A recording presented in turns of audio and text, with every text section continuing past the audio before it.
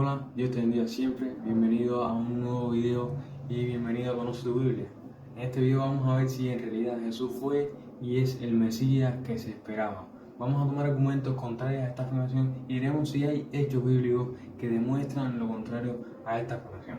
Ya comenzamos.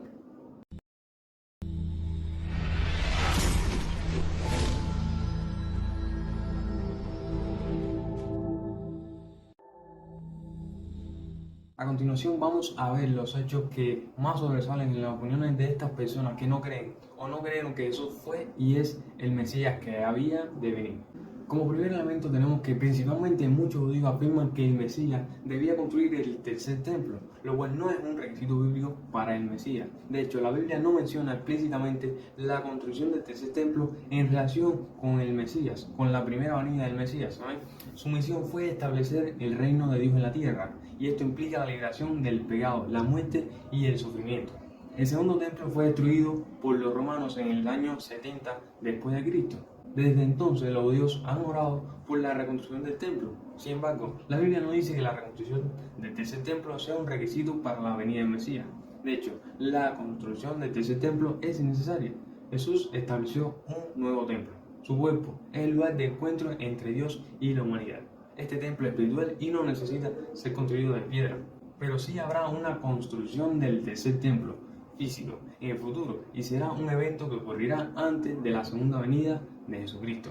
En Daniel 9:27 se habla de un pacto que hará el anticristo con Israel y en Mateo 24:15 menciona que habrá una abominación desoladora en el lugar santo.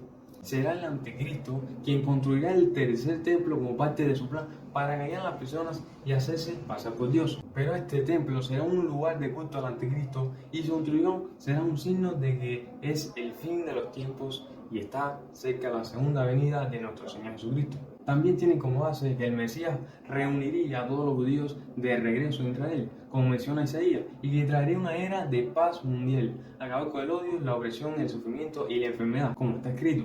Una nación no levantará espada contra otra nación, y tampoco los hombres estudiarán cómo hacer guerra.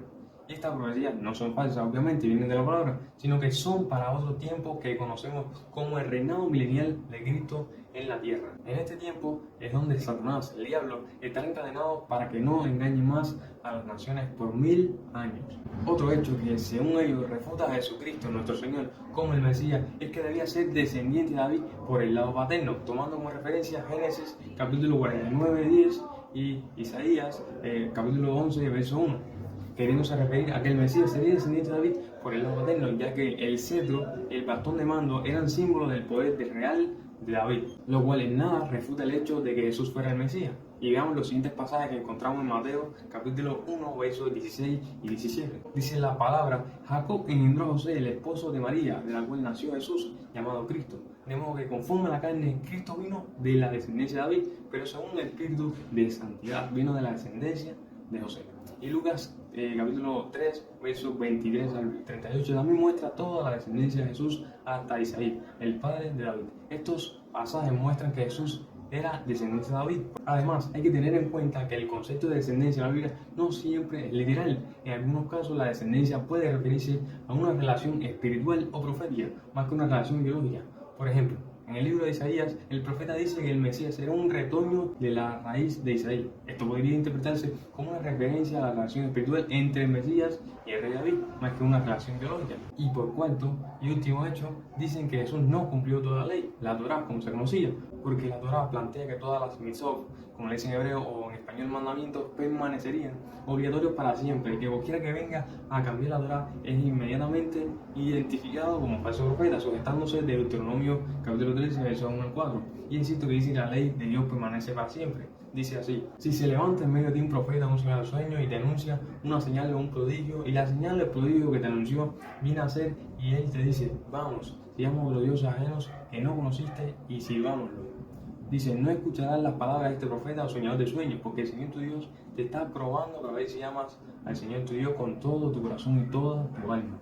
Este pasaje establece que la ley de Dios es inmutable y que no debe ser cambiada. Los judíos argumentan que Jesús no cumplió la ley, sostenían que este pasaje demuestra que la ley de Dios debía permanecer para siempre, sin cambio. Sin embargo, hay otros pasajes bíblicos que sugieren que Jesús sí cumplió completamente la ley, de hecho fue el único que cumplió toda la ley. Por ejemplo, en Mateo capítulo 5, versos 17 al 20, Jesús dice: no penséis que he venido para abrogar la ley o los profetas, no he venido para abrogar, sino para cumplir, porque de cierto os digo que hasta que pasen el cielo y la tierra, ni una jota ni una tilde pasará de la ley, hasta que todo se haya cumplido. También Romanos 7 sostiene que Jesús cumplió toda la ley. En este pasaje Pablo escribe sobre su propia experiencia personal, y Pablo dice que era un fariseo que obedecía la ley al pie de la letra. Sin embargo, cuando conoció a Jesús se dio cuenta que no podía cumplir la ley por sí mismo.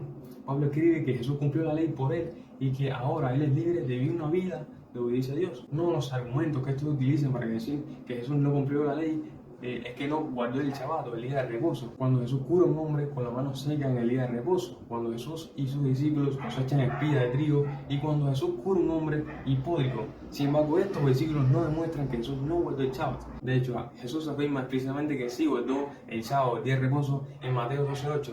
Y él dice: el Hijo del Hombre es el Señor del sábado. Él enseñó que el propósito del Shabbat es proporcionar un descanso y adoración, no simplemente para evitar el trabajo. Por tanto, Jesús estaba bien con realizar actos de misericordia y de curación en el día de reposo, ya que estos actos eran en cumplimiento de la voluntad de Dios. Además, Jesús ofreció una interpretación más profunda del Shabbat en Mateo 12, 9 y 14. Él comparó el Shabbat con un hombre que tiene una oveja enferma o perdida. Dice: si el hombre necesita trabajar el día de reposo para salvar su oveja, entonces está bien hacerlo. De manera similar, Jesús dijo que está bien realizar actos de misericordia y curación en el día de reposo, ya que estos actos son esenciales para el bienestar de la humanidad. Por tanto, los versículos del Nuevo Testamento que los judíos citan para argumentar que Jesús no guardó el Shabbat no son concluyentes. Y bueno, hasta aquí el video de hoy. Espero el material del video haya sido edificante para tu espíritu.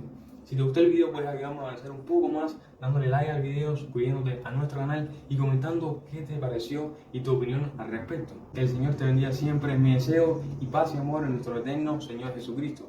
Un fuerte abrazo y hasta el próximo video.